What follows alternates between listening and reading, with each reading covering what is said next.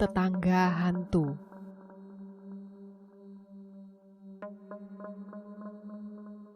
Dicekam ketakutan, Hana pikir dia melihat bayangan menyeringai jahat itu di dalam bayangan yang lebih dalam, melayang di atas beranda.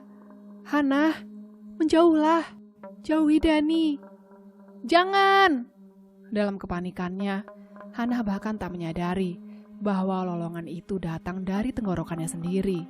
Mata merah itu bersinar lebih terang bereaksi pada teriakannya. Tatapan berapi-api itu tertuju ke matanya, memaksanya untuk melindungi wajah dengan kedua tangannya. "Hana, dengarkan peringatanku." Bisikan kering yang mengerikan, bisikan kematian. Jari hitam berotot, terurai dalam lampu putih beranda, menunjuk kepadanya, mengancamnya lagi. Dan sekali lagi, Hana berteriak dengan suara serak dengan ketakutan. "Jangan!" Sosok gelap itu menerjang lebih dekat, dan lalu pintu dapur terbuka, menyorotkan persegi panjang cahaya di atas halaman. "Hana, apa itu kau? Ada apa?" Ayahnya melangkah ke cahaya, wajahnya berkerut prihatin, matanya mengintip ke dalam kegelapan melalui kacamata perseginya. "Ayah!" Suara Hana tersangkut di tenggorokannya. "Lihat ayah, dia." Hana menunjuk ke udara kosong, menunjuk ke persegi panjang cahaya kosong dari pintu dapur, menunjuk kosong. Sosok bayangan itu sekali lagi menghilang. Pikirannya berputar-putar kacau, merasa bingung dan takut. Ia bergegas melewati ayahnya ke dalam rumah. Dia telah memberitahu orang tuanya tentang sosok gelap menakutkan dengan mata merah yang menyala. Ayahnya dengan hati-hati mencari di halaman belakang. Lampu senternya bermain-main di halaman. Dia tak menemukan jejak kaki di tanah lunak basah itu. Tak ada tanda-tanda ada penyusup. Ibu Hana menatap penuh perhatian padanya, mempelajarinya, seakan mencoba untuk menemukan semacam jawaban di mata Hana. Aku tidak gila." Hana tergagap marah. Pipi Bu Fairchild berubah merah muda. "Aku tahu itu," jawabnya tegang. "Haruskah aku menelpon polisi? Tapi tak ada apapun di belakang sana," kata Pak Fairchild, menggaruk rambut tipis coklatnya. Kacamatanya mencerminkan cahaya dari langit-langit dapur. "Aku akan pergi tidur," kata Hana pada mereka, tiba-tiba bergerak ke pintu. "Aku benar-benar lelah." Kakinya terasa gemetar dan lemah saat ia bergegas menyusuri koridor ke kamarnya. Sambil mendesah letih, ia membuka pintu kamarnya. Sosok bayangan gelap itu telah menunggunya di dekat tempat tidurnya. Hana tersentak dan mulai mundur. Tapi saat lampu di koridor jatuh ke kamar tidur, ia menyadari dia sama sekali tak menatap sosok menakutkan itu. Dia menatap lengan baju sweater gelap yang panjang yang dilemparkannya ke tiang ranjang di kaki tempat tidurnya. Hana mencengkram sisi pintu. Dia tak bisa memutuskan apakah harus tertawa atau menangis. "Malam apa ini?" serunya keras-keras. Dia menyalakan lampu langit-langit kamar, lalu menutup pintu di belakangnya. Saat dia melangkah ke tempat tidur untuk menarik sweater dari tiang ranjang, ia gemetaran. Dia melepas pakaiannya dengan cepat, melemparkannya ke lantai, dan mengenakan baju tidur. Lalu ia naik di bawah selimut, segera ingin tidur. Tapi dia tak bisa menghentikan pikirannya yang berputar-putar atas semua yang telah terjadi. Dia tak bisa menghentikan gambaran menakutkan yang bermain-main di kepalanya. Lagi dan lagi. Bayangan cabang-cabang pohon dari halaman depan bergerak dan muncul di langit-langit. Biasanya, ia mendapati tarian-tarian diam itu menenangkan. Tapi malam ini, bayangan-bayangan bergerak itu membuatnya takut. Mengingatkannya pada sosok gelap mengancam yang memanggil namanya. Dia mencoba berpikir tentang Dani sebagai gantinya. Tapi pikiran-pikiran itu benar-benar mengganggunya. Dani hantu. Kalimat itu terulang-ulang lagi dan lagi dalam pikirannya. Dia harus berbohong tentang ibunya. Hana memutuskan. Ia mengarang cerita tentang ibunya yang jadi tuli. Karena dia tak ingin aku mengetahui bahwa dia juga hantu. Pertanyaan dan pertanyaan. Pertanyaan yang tak bisa ia jawab. Jika Dani hantu, apa yang dia lakukan di sini? Mengapa ia pindah jadi tetanggaku? Mengapa ia bergaul dengan Alan dan Fred? Apakah mereka juga hantu? Apakah itu sebabnya aku tak pernah melihat mereka di sekolah atau di kota sebelumnya? Apakah itu sebabnya aku tak pernah melihat salah satu pun dari mereka? Mereka semua hantu. Hannah menutup matanya, mencoba untuk melenyapkan semua pertanyaan-pertanyaan itu dari benaknya. Tapi ia tak bisa berhenti berpikir tentang Dani dan sosok bayangan gelap itu. Mengapa sosok gelap memberitahuku untuk menjauh dari Dani? Apakah ia berusaha untuk menahanku dari membuktikan bahwa Dani adalah hantu? Akhirnya Hannah tertidur. Tapi bahkan dalam tidurnya pun, pikiran-pikiran itu mengganggunya, mengejarnya. Bayangan hitam berotot itu mengikutinya ke dalam mimpinya. Dalam mimpi itu, ia berdiri di sebuah gua abu-abu. Api menyala terang, berjarak jauh dari mulut gua. Sosok hitam itu, mata merahnya bersinar lebih terang dari api, bergerak ke arah Hannah, lebih dekat dan lebih dekat. Dan saat sosok hitam datang begitu dekat, cukup dekat untuk Hannah untuk menjangkau dan menyentuhnya, sosok bayangan dengan tangan-tangan seperti tongkat terulur ke atas dan menarik dirinya sendiri, terpisah-pisah. Bayangan itu terulur dengan tangan-tangan hitam dan dengan jari-jari seperti tulang. Kegelapan itu menarik diri, di mana wajahnya seharusnya menampakkan Dani di bagian dalamnya. Dani melirik padanya dengan mata merah menyala, tertuju padanya, sampai ia terbangun terengah-engah. Tidak, pikirnya, menatap keluar jendela pada fajar kelabu. Dani bukanlah bayangan hitam itu. Tak mungkin. Itu bukan Dani. Itu tak mungkin Dani. Mimpi itu tak masuk akal. Hannah duduk. Spraynya basah karena keringat. Udara di dalam ruangan terasa berat dan asam. Dia menyentakkan selimut dan menurunkan kakinya ke lantai. Dia hanya tahu satu hal yang pasti. Setelah malam yang panjang dari pikiran-pikiran yang menakutkan, dia harus bicara dengan Dani. Dia tak bisa menghabiskan malam lainnya seperti ini. Dia harus menemukan kebenaran. Keesokan paginya setelah sarapan, Hannah melihat Dani menendang bola di sekitar halaman belakang rumahnya. Dia membuka pintu dapur dan berlari keluar. Layar pintu terbanting keras di belakangnya saat Hannah mulai berlari kepada Dani. "Hei Dani," panggilnya. "Apakah kau hantu?" "Hah?" Dani meliriknya, lalu menendang bola hitam putih ke sisi garasi. Dia memakai kaos biru laut dan celana pendek denim. Dia memakai topi biru dan merah caps yang ditarik menutupi rambut merahnya. Hannah berlari dengan kecepatan penuh di jalanan masuk dan berhenti beberapa meter darinya. "Apakah kau hantu?" Ulangnya terengah-engah. Dani mengerutkan dahinya, menyipitkan mata pada Hannah. Bola melambung melewati rumput. Dia melangkah maju dan menendangnya. "Ya, tentu." "Tentu," katanya. "Tidak, sungguh," desak Hannah. Jantungnya berdebar kencang. Bola itu melambung tinggi dari garasi, dan Dani menangkapnya dengan dadanya. "Apa katamu?" Dia menggaruk bagian belakang lutut. Dia menatapku seolah-olah aku sinting. Hannah menyadarinya. Mungkin aku memang sinting. "Sudahlah," kata Hannah menelan ludah. "Bisakah aku bermain?" "Ya." Dani menjatuhkan bola ke rumput. "Bagaimana kabarmu?" tanya Dani. "Kau baik-baik saja hari ini?" Hannah mengangguk. "Ya, kurasa. Malam itu cukup liar," kata Dani, menendang bola dengan pelan padanya. "Maksudku, di rumah Pak Chesney." Bola diterima Hannah. Dia mengejarnya dan menendangnya kembali. Biasanya, ia seorang atlet yang baik. Tapi pagi ini, ia memakai sandal, bukan yang terbaik untuk menendang bola sepak. "Aku benar-benar takut," aku Hannah. "Kupikir mobil yang berhenti itu polisi. Dan, ya, itu agak menakutkan," kata Dani. Dia mengangkat bola dan menyundulkannya kembali pada Hannah dengan kepalanya. "Apa Alan dan Fred benar-benar pergi ke sekolah Maple Avenue?" tanya Hannah. Bola membentur pergelangan kakinya dan bergulir ke arah jalan masuk. "Ya, mereka akan berada di kelas 9, kata Dani padanya, menunggunya untuk menendang bola kembali. "Mereka bukan anak-anak baru. Bagaimana bisa aku tak pernah melihat mereka?" Dia menyapak bola itu dengan keras. Dani berpindah ke kanan untuk menerima di belakangnya.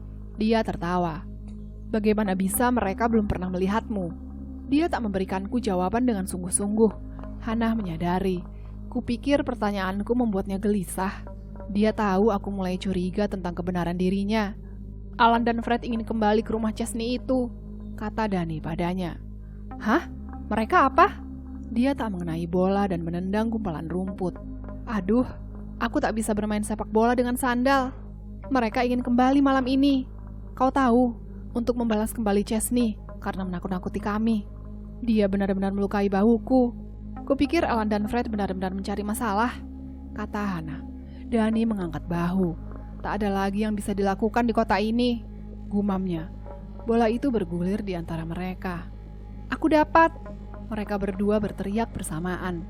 Mereka berdua mengejar bola itu. Dani tiba terlebih dahulu. Dia mencoba untuk menendang bola itu menjauh dari Hannah. Tapi kakinya mendarat di atas bola. Dia tersandung dan jatuh tergeletak di rerumputan.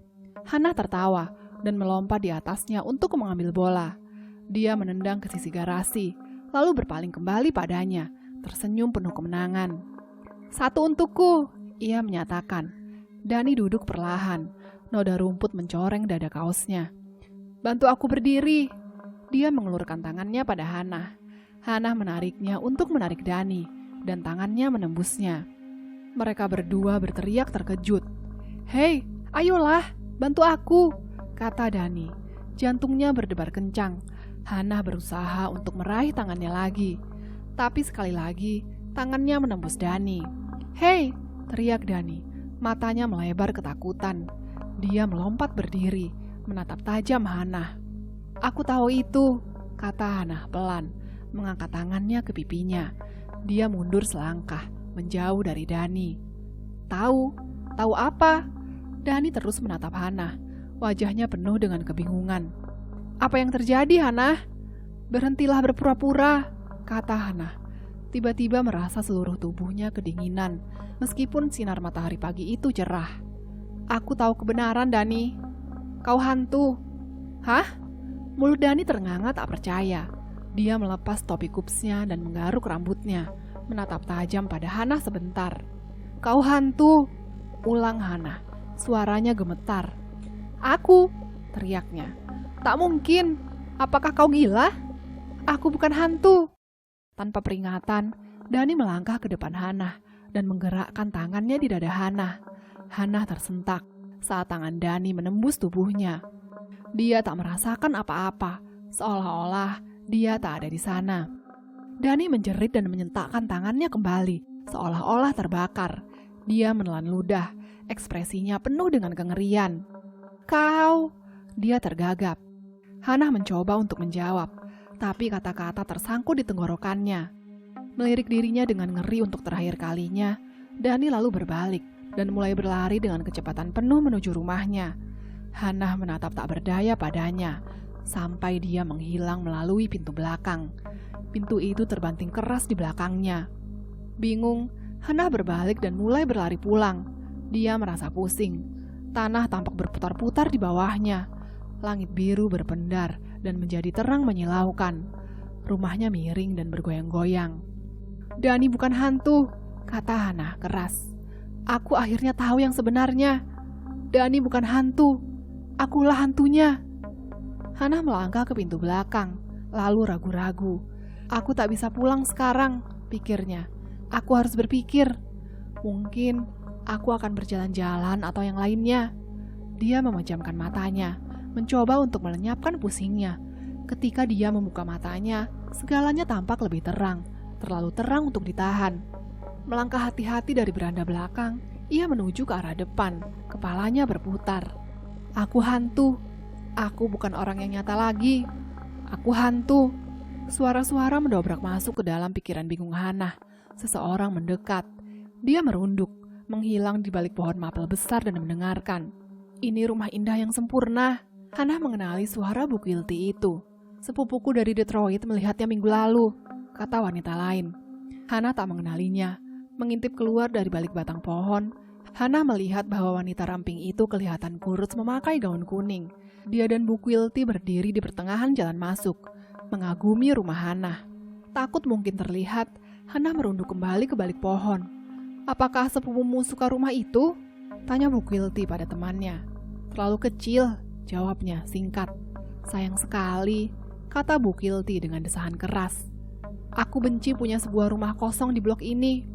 Tapi rumah itu tak kosong, pikir Hana dengan marah. Aku tinggal di sini.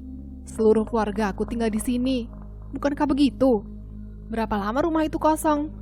Tanya wanita lain itu. Sejak rumah itu dibangun kembali.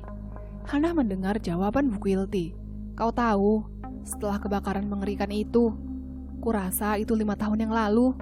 Kebakaran? Tanya teman Bu Kilty. Itu sebelum aku pindah ke sini. Apakah seluruh rumah terbakar? Sebagian besar, kata Bu Kilty padanya. Itu sangat mengerikan, Bet. Benar-benar tragedi. Keluarga itu terperangkap di dalam. Keluarga yang benar-benar baik. Seorang gadis muda, 2 anak laki-laki. Mereka semua meninggal malam itu. Mimpiku, Hana berpikir, mencengkeram batang pohon untuk menahan dirinya. Itu bukan mimpi, itu kebakaran asli. Aku benar-benar mati malam itu. Air mata bercucuran di wajah Hana. Kakinya terasa lemas dan bergetar. Dia bersandar di kulit kayu pohon yang kasar dan mendengarkan. Bagaimana itu terjadi, Bet? Teman Bu Kilty bertanya. Apa mereka tahu siapa yang memulai api? Ya, anak-anak itu membuat semacam api unggun di belakang garasi. Lanjut Bu Kilty. Ketika mereka masuk ke dalam, mereka tidak memadamkannya sepenuhnya. Rumah terbakar setelah mereka tidur. Api menyebar begitu cepat. Hana melihat 2 wanita itu menatap rumah itu dengan penuh pikiran dari posisi mereka di jalan masuk. Mereka menggelengkan kepala. Rumah itu musnah, lalu dibangun kembali, kata Bu Kilty. Tapi tidak ada yang pernah pindah ke sana. Sudah 5 tahun. Bisakah kau bayangkan? Aku sudah mati selama 5 tahun, pikir Hana. Membiarkan air mata mengalir di pipinya. Tak heran aku tak tahu Dani atau teman-temannya. Tak heran aku belum mendapatkan surat dari Jane. Tak heran aku belum mendengar kabar dari teman-temanku. Aku sudah mati selama 5 tahun. Sekarang, Hana mengerti mengapa kadang-kadang waktu tampak tetap dan kadang-kadang melayang begitu cepat. Hantu-hantu datang dan pergi, pikirnya sedih. Kadang-kadang aku cukup sibuk untuk naik sepeda atau menendang bola. Kadang-kadang aku cukup sibuk untuk naik sepeda atau menendang bola. Dan kadang-kadang aku begitu tipis, tangan seseorang dapat menembus diriku. Hana melihat 2 wanita itu berjalan ke blok, sampai mereka menghilang dari pandangan. Menempel di batang pohon, dia tak berusaha untuk bergerak. Itu semua mulai masuk akal untuk Hana. Mimpi seperti hari-hari musim panas, kesepian, perasaan bahwa sesuatu tidak benar. Tapi, bagaimana dengan ibu dan ayah? Tanyanya pada diri sendiri, mendorong diri dari pohon. Bagaimana dengan si kembar? Apakah mereka tahu bahwa kami semua hantu? Bu, teriaknya, berlari ke pintu depan. Bu, dia menghambur ke dalam rumah dan berlari melalui lorong ke dapur. Bu, ibu di mana? Bill, Herb? Sunyi, tak ada orang di sana. Mereka semua telah lenyap. Kalian di mana? Teriak Hana dengan keras. Bu, Bill, Herb? Apakah mereka lenyap selamanya? Kami semua hantu, pikirnya sedih. Semua. Dan sekarang mereka telah meninggalkanku di sini sendirian. Jantungnya berdebar-debar. Ia menatap ke sekeliling dapur. Dapur itu kosong. Tak ada kotak sereal di meja, di mana kotak itu biasanya disimpan. Tak ada magnet-magnet lucu di kulkas. Tak ada tirai di jendela. Tak ada jam dinding. Tak ada meja dapur. Kalian di mana? Panggil Hana putus asa. Dia menjauh dari meja dan berlari pergi melalui rumah. Semuanya tak ada isinya. Semuanya kosong. Tak ada pakaian. Tak ada perabot rumah. Tak ada lampu-lampu atau poster-poster di dinding atau buku-buku di rak. Lenyap. Semuanya lenyap. Mereka sudah meninggalkanku di sini. Hantu. Satu hantu sendirian. Aku harus berbicara pada seseorang, katanya lantang. Siapapun. Dia mencari telepon dengan putus asa, sampai ia menemukan satu telepon merah di dinding dapur kosong itu. Siapa yang bisa ku telepon? Siapa? Tak ada. Aku mati. Aku sudah mati selama 5 tahun. Dia mengangkat gagang telepon dan membawanya ke telinga. Sunyi, Telepon itu juga mati. Dengan menangis putus asa, Hana membiarkan tangkai telepon itu jatuh ke lantai. Hatinya berdebar-debar. Sekali lagi, air mata membasahi pipinya. Ia mengempaskan diri turun ke lantai kosong itu. Terisak pelan pada dirinya sendiri, ia membenamkan kepalanya di tangannya dan membiarkan kegelapan melandanya. Saat dia membuka matanya, kegelapan itu masih tetap ada. Dia menarik diri. Awalnya tak yakin di mana dia berada. Merasa gemetar dan tegang, ia mengangkat matanya ke jendela dapur. Di luar, langit biru hitam. Malam, waktu mengapung keluar dan masuk saat kau itu hantu. Hana menyadari, itulah mengapa musim panas terasa begitu singkat dan begitu terbatas pada waktu yang sama. Dia merentangkan tangannya ke langit-langit, kemudian berjalan dari dapur. "Ada orang di rumah?" teriaknya. Dia tak terkejut dengan kesunyian yang menyambut pertanyaannya. Keluarganya sudah pergi. Tapi di mana? Saat ia berjalan melalui lorong gelap kosong ke depan rumah, dia punya firasat lain, perasaan takut lainnya. Sesuatu yang buruk akan terjadi. Sekarang, malam ini, dia berhenti di pintu depan yang terbuka dan mengintip melalui layar pintu. "Hei!" Dani di atas sepedanya, mengayuh perlahan, menyusuri jalan masuk rumahnya. Menuruti kata hatinya, Hana membuka pintu dan berlari keluar. "Hei, Dani!" Dani memperlambat sepedanya dan berpaling pada Hana. "Dani, tunggu!" panggilnya, berlari melintasi halaman rumahnya ke arah Dani. "Jangan, tolonglah!" Wajah Dani sangat ketakutan. Dia mengangkat kedua tangannya, seolah-olah untuk melindungi dirinya sendiri. "Dani, pergi!" teriak Dani. Suaranya melengking ketakutan. "Tolong, menjauhlah!" Dia mencengkram stang dan mulai mengayuh mati-matian menjauh. Hana melompat mundur, kaget dan terluka. "Jangan takut padaku!" teriaknya padanya, menangkupkan kedua tangan di sekitar mulutnya agar didengar. "Dani, tolonglah! Jangan takut!" Bersandar di atas stang, Dani pergi tanpa menengok ke belakang. "Aku tahu kemana dia pergi," pikirnya. Dia menemui Alan dan Fred, dan mereka akan ke rumah Pak Chesney. Mereka akan membalas dendam pada Pak Chesney. Dan sesuatu yang sangat buruk akan terjadi. Aku akan ke sana juga. Hana memutuskan. Aku harus pergi juga. Dia bergegas ke garasi untuk mengambil sepedanya. Pak Chesney telah memperbaiki kotak suratnya. Hana melihatnya. Sayap angsa pahatan tangan melayang keluar dari tiang yang telah dikembalikan ke posisi lurus. Meringkuk di balik pohon rendah yang sama, Hana melihat 3 anak laki-laki itu di seberang jalan. Mereka ragu-ragu di tepi halaman Pak Chesney, tersembunyi dari rumah dengan pagar tinggi. Dalam cahaya putih pucat lampu jalanan ini, Hana bisa melihat mereka tersenyum dan bercanda. Lalu ia melihat Fred mendorong Dani ke kotak surat itu. Hana mengangkat tatapannya keluar pagar pada rumah kecil Pak Chesney. Lampu oranye itu bersinar samar-samar dari jendela ruang tamu. Lampu teras menyala. Bagian rumah lainnya dalam kegelapan. Apa Pak Chesney di rumah? Hana tak tahu. Mobil Plymouth tuanya tak ada di jalan masuk. Hana berjongkok di balik pohon hijau itu. Cabang-cabangnya yang berduri bergerak naik turun dalam angin sepoi-sepoi. Dia melihat Dani berusaha untuk menarik kotak surat itu. Alan dan Fred berdiri di belakangnya, mendorongnya. Dani mencengkram kedua sayap menonjol itu dan menariknya. Fred menepuk punggungnya. "Lebih keras!" teriaknya. "Pengecut!" Alan berkata, tertawa. Hana terus melirik gugup ke rumah itu. Anak-anak itu begitu berisik. Apa yang membuat mereka begitu yakin bahwa Pak Chesney tak ada di rumah? Apa yang membuat mereka begitu yakin bahwa Chesney tak akan menepati janjinya dan mengejar mereka dengan senapannya? Hana bergidik.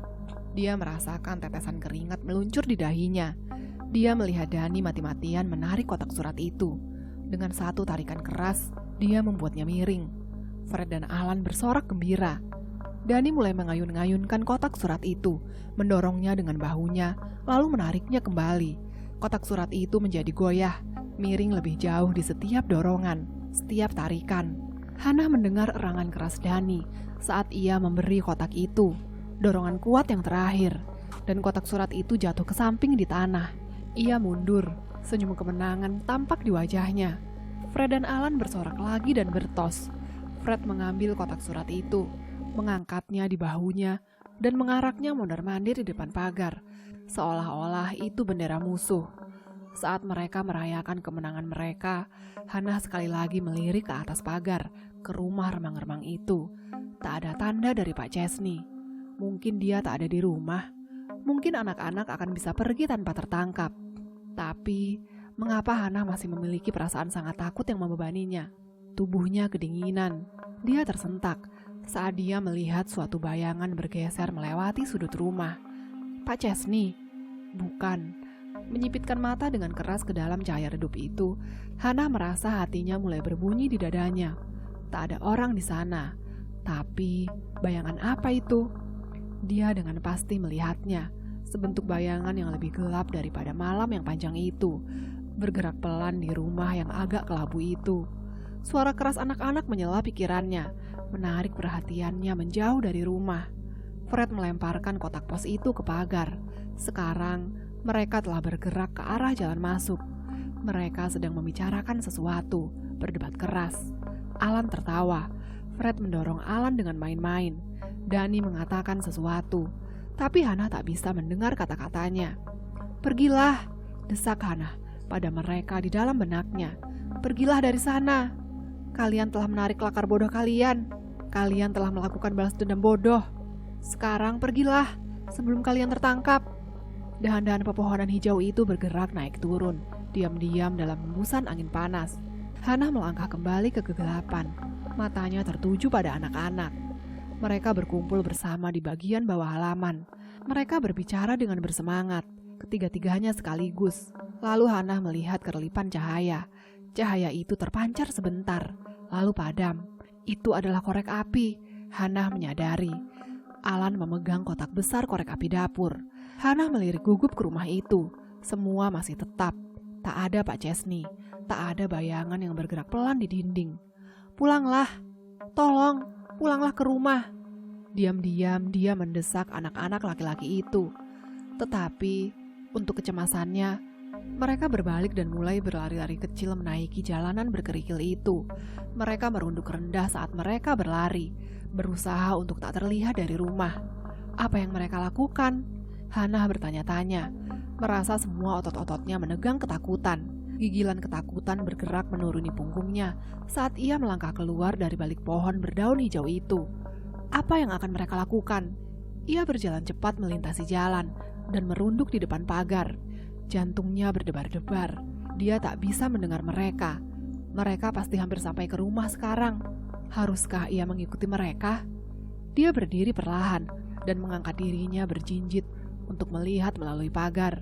Ketiga anak laki-laki itu, Alan memimpin, diikuti oleh Danny dan Fred, membungkuk rendah, berlari cepat di depan rumah, tertangkap dalam cahaya oranye redup, cahaya dari jendela. Hannah bisa melihat ekspresi tekad mereka. Kemana mereka pergi? Apa yang mereka rencanakan? Hannah melihat mereka berlari ke dalam kegelapan di sekitar sisi rumah. Masih tak ada tanda-tanda dari Pak Chesney. Menjaga dekat dengan pagar, Hannah berjalan ke jalan masuk. Lalu, tanpa berpikir tentang hal itu, bahkan tanpa sadar, dia juga berlari. Dia terdiam saat ia melihat Alan mendorong Danny masuk ke dalam jendela yang terbuka. Lalu Fred melangkah maju, mengangkat tangannya ke langkan jendela dan membiarkan Alan mendorongnya. "Jangan, tolonglah!" Hannah ingin berteriak. "Jangan masuk ke rumah itu! Jangan masuk ke sana!" Tapi dia sudah terlambat. Mereka bertiga semuanya telah naik masuk ke dalam rumah. Bernapas keras, Hannah mulai bergerak pelan ke arah jendela. Tapi setengah jalan di sana, dia merasakan sesuatu meraih kakinya dan menahannya di tempat. Hannah mengeluarkan jeritan diam. Dia berusaha untuk membebaskan kakinya dan segera menyadari bahwa ia telah melangkah ke dalam gulungan selang taman. Mengembuskan nafas keras, ia mengangkat kakinya dari itu dan merayap di sisa jalan ke jendela yang terbuka itu. Sisi rumah itu tertutup dalam kegelapan. Jendela itu terlalu tinggi bagi Hannah untuk bisa melihat ke dalam ruangan. Berdiri di bawah jendela, Hannah bisa mendengar sepatu anak-anak itu berdebam di papan lantai kosong itu. Dia bisa mendengar suara-suara berbisik dan tawa-tawa teredam bernada tinggi. Apa yang mereka lakukan di sana? Dia bertanya-tanya. Seluruh tubuhnya tegang ketakutan. Tidakkah mereka menyadari betapa banyak kesulitan yang akan mereka dapatkan? Cahaya terang di samping rumah membuat Hannah melompat kembali dengan teriakan kaget. Dia jatuh ke tanah dan berputar, dan melihat lampu melalui pagar tinggi. Lampu mobil mengambang ke arah jalan masuk. Pak Chesney, apakah ia pulang ke rumah? Kembali pulang tepat waktu untuk menangkap ketiga penyusup itu di rumahnya. Hana membuka mulutnya untuk meneriakkan peringatan kepada anak-anak laki-laki itu. Tapi suaranya tercekat di tenggorokannya. Lampu itu melayang lewat. Kegelapan bergulir kembali ke halaman. Gemuruh mobil itu menghilang. Itu bukan Pak Chesney. Hana menyadari. Dia berusaha berdiri dan kembali ke tempatnya di bawah jendela. Dia memutuskan ia harus membiarkan anak laki-laki tahu bahwa ia ada di sana. Dia harus membuat mereka keluar dari sana. "Dani! Dani!" teriaknya, membungkus tangannya di sekitar mulutnya sebagai pengeras suara. "Pergilah! Ayo, keluarlah sekarang!" Perasaan takut membebaninya. Dia berteriak ke jendela lagi. "Keluarlah! Cepatlah! Tolong!" Dia bisa mendengar suara-suara teredam mereka di dalam. Dan dia bisa mendengar gesekan-gesekan sepatu di lantai. Menatap jendela, ia melihat suatu lampu menyala.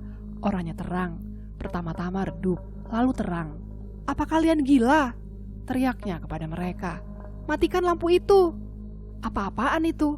Mereka menyalakan lampu. "Apa mereka ingin tertangkap?" "Matikan lampu!" ulangnya dengan suara tinggi melengking, ketakutan. Tapi cahaya oranye jadi lebih terang, menjadi kuning terang. Dan saat ia menatap dengan ngeri, Hana menyadari cahaya itu berkelap-kelip, bukan cahaya lampu, cahaya api. Api, mereka membuat kebakaran. "Jangan!" teriaknya, mengangkat tangannya pada sisi wajahnya. "Jangan! Keluar! Keluar dari sana!" Dia bisa mencium bau asap sekarang. Dia bisa melihat bayangan api berlompatan di kaca jendela. Dia mulai berteriak kepada mereka lagi, tapi berhenti ketika dia melihat bayangan itu bergerak ke arahnya di dinding rumah.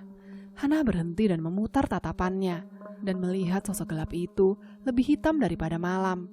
Mata merahnya bersinar terang dari kegelapan wajahnya. Sosok itu diam-diam melangkah ke arahnya, melayang cepat di atas rerumputan tinggi, rumput liar yang bertebaran. Mata merah itu tampak terang saat mendekat. "Hana, menjauhlah!" kata bayangan bergerak itu dengan suara kering seperti daun-daun kering. "Hana, menjauhlah! Jangan!" Hana meraung ketakutan saat sosok itu bergerak ke arahnya. Semburan udara sangat dingin melingkari tubuhnya. "Jangan! Hana! Hana!" "Siapa kau?" tuntutnya. "Apa yang kau inginkan?" Di belakangnya, ia bisa mendengar derakan lidah api sekarang. Cahaya kuning itu berkelap-kelip di belakang gelombang asap hitam yang mencekik dari jendela yang terbuka. Mata berapi-api itu bersinar lebih terang.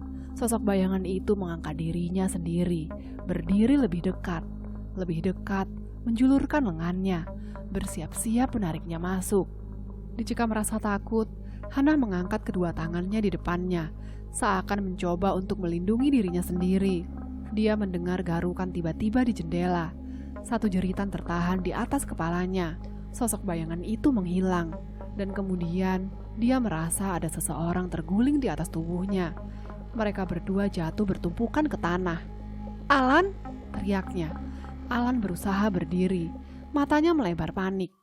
"Korek api!" jeritnya. "Korek api! Kami tak bermaksud. Kami..." Sosok lain terjun keluar dari jendela saat derak lidah api berkembang menjadi raungan. Fred mendarat keras di siku dan lututnya. Hana menatap pada wajah kebingungannya dalam cahaya oranye yang bergerak cepat. "Fred, apa kau baik-baik saja?" "Dani," gumamnya, menatap dengan ngeri. "Dani di sana. Dia tak bisa keluar." "Hah?" Hana melompat berdiri. "Dani terjebak dalam api. Dia akan terbakar," jerit Alan. "Kita harus mencari bantuan," kata Fred, berteriak mengalahkan deru api. Dia menarik lengan Alan. Kedua anak berangkat, berjalan limbung menyeberangi halaman menuju rumah sebelah. Lidah-lidah api oranye kuning terang menjilat ambang jendela di atas kepala Hana. "Aku harus menyelamatkan Dani," pikirnya. Dia menarik nafas dalam-dalam, menatap kerelipan itu, kerlap-kerlip cahaya api. Kemudian, ia mulai menuju jendela yang terbuka. Tapi sebelum dia bisa melangkah, Cahaya dari jendela menghilang. Bayangan itu naik di depannya. "Hannah, pergilah!" Bisikan tajam yang menakutkan itu begitu dekat dengan wajahnya. "Pergilah!" "Tidak!" jerit Hannah, lupa akan ketakutannya. "Aku harus menyelamatkan Dani."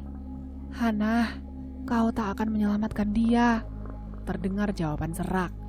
Sosok gelap itu bermata terbakar melayang di atasnya, menghalangi jalan Hannah ke jendela. "Biarkan aku pergi," jerit Hannah. "Aku harus menyelamatkannya." Mata merah mengancam itu semakin mendekat. Kegelapan turun menjadi lebih berat di sekelilingnya. "Siapa kau?" jerit Hannah. "Kau itu apa? Apa yang kau inginkan?" Sosok gelap itu tak menjawab. Mata bersinar itu tertuju padanya.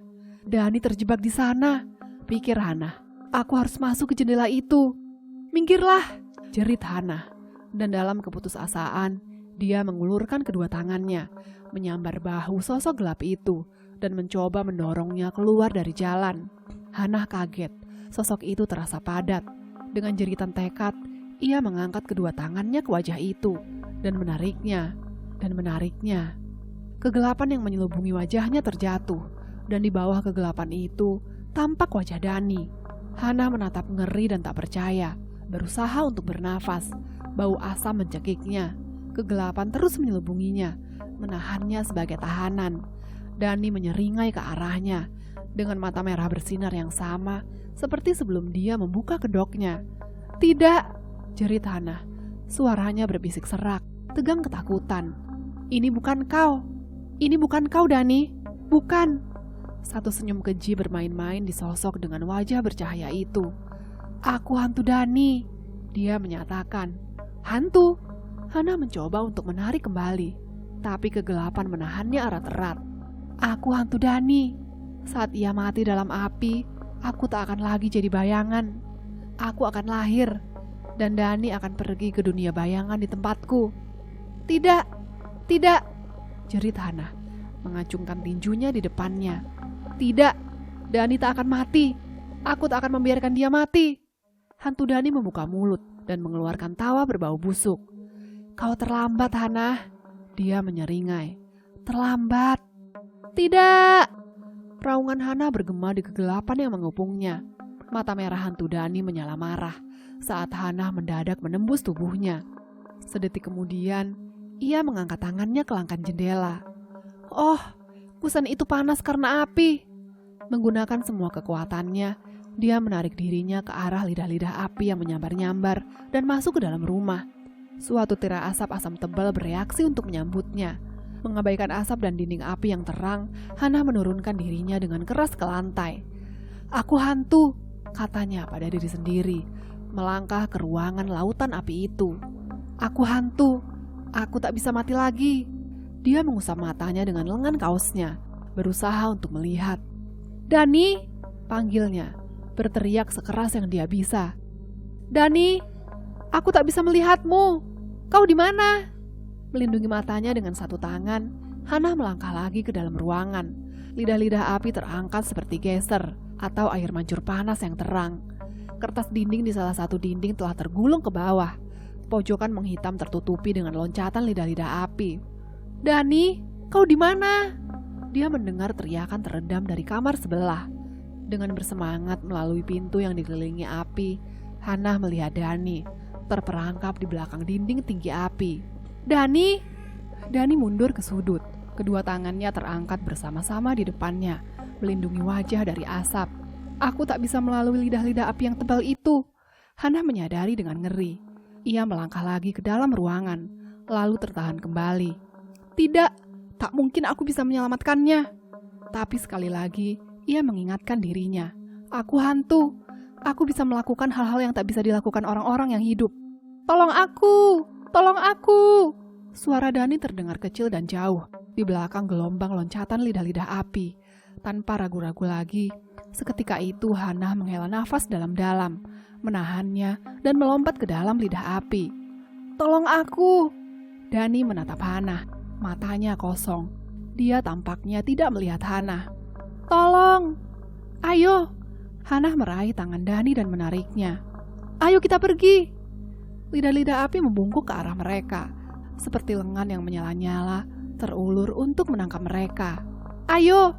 Hana menarik lagi, tapi Dani menahan diri. "Kita tidak bisa! Kita harus bisa!" teriak Hana. Panas membakar lubang hidungnya. Hana menutup matanya pada kuning terang yang menyilaukan. "Kita harus bisa!" Hana meraih tangan Dani dengan kedua tangannya dan menariknya. Asap hitam bertebaran di sekitar mereka. Tersedak, Hana menutup matanya dan menarik Dani, menariknya ke dalam lidah-lidah api yang sangat panas yang membakar. Masuk ke dalam lidah-lidah api dan melaluinya. Hana batuk dan tersedak, dengan keringat menetes karena panas seperti tungku pembakaran. Ia menarik Dani, menarik dengan membabi buta, menarik dengan sekuat tenaga. Hana tak membuka matanya sampai mereka berada di jendela.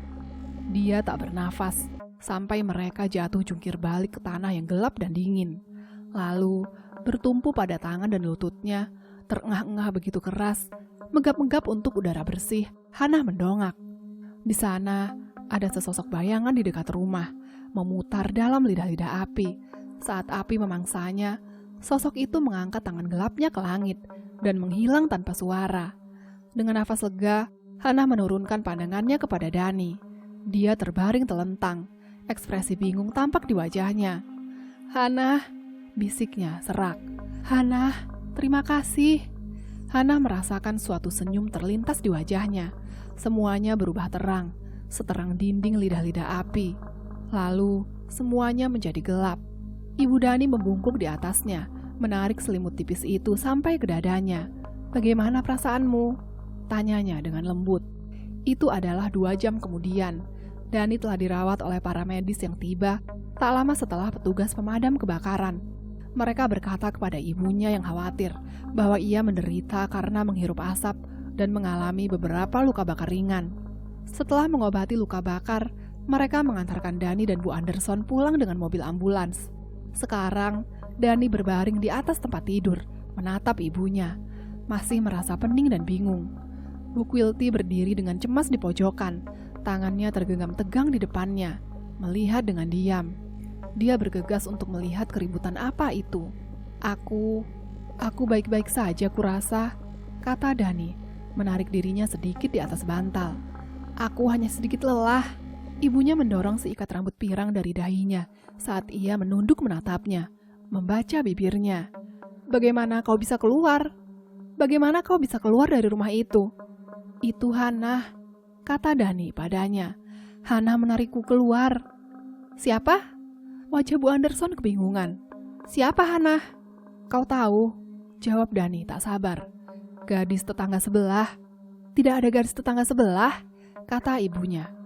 "Apakah ada, Molly?"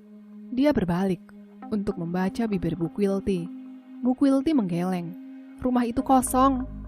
Dani duduk tegak. "Namanya Hana Fairchild. Dia menyelamatkan hidupku, Bu." Bu Quilty mendesah simpatik. "Hana Fairchild adalah gadis yang meninggal 5 tahun lalu," katanya pelan.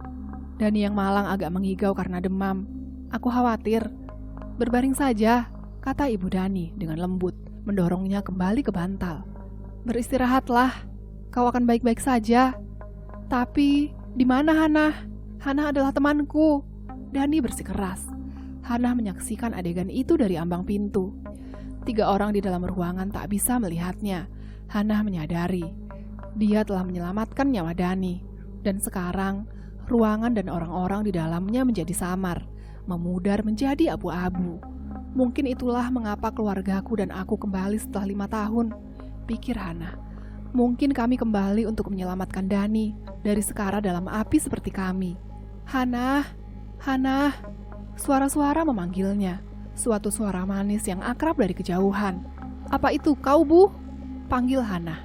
"Waktunya untuk kembali," bisik Bu Fairchild. "Kau harus pergi sekarang, Hana. Sudah waktunya untuk pulang." "Baik, Bu." Dia menatap ke kamar tidur pada Dani, berbaring dengan damai di atas bantalnya. Hana kini mulai memudar menjadi abu-abu.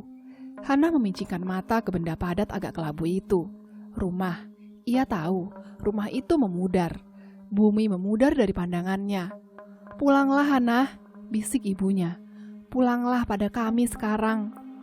Hana bisa merasakan dirinya mengambang sekarang. Dan saat ia melayang, dia melihat ke bawah, melihat bumi untuk terakhir kalinya. "Aku bisa melihatnya, Bu," katanya penuh semangat, menyapu air mata di pipinya. "Aku bisa melihat Dani di kamarnya." Namun cahaya semakin samar, begitu samar. "Hannah, pulanglah, pulanglah pada kami," bisik ibunya, memanggilnya pulang. "Dani, ingat aku," teriak Hannah saat wajah Dani muncul jelas dalam kabut abu-abu itu. Bisakah dia mendengarnya? Bisakah dia mendengar Hannah memanggilnya? Hannah berharap begitu.